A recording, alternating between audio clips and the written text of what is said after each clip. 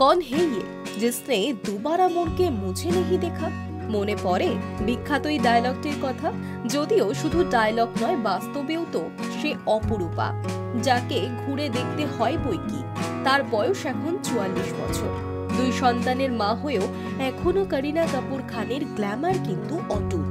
তবে ফিট থাকতে এবং সৌন্দর্য ধরে রাখতে যথেষ্ট পরিশ্রম করেন অভিনেত্রী। সম্প্রতি নিজের প্রতিদিনের রুটিন এবং জীবনযাত্রায় বেশ কিছু পরিবর্তনও করেছেন করিনা কাপুর।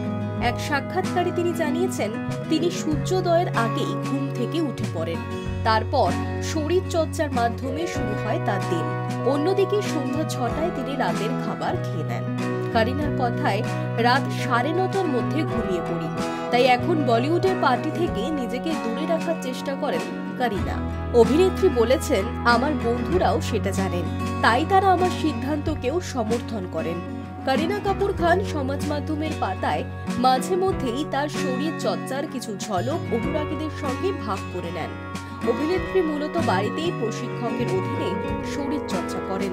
কার্ডিওর পাশাপাশি তিনি বিভিন্ন ধরনের ওয়েট ট্রেনিং এবং স্ট্রেংথ ট্রেনিং করে থাকেন।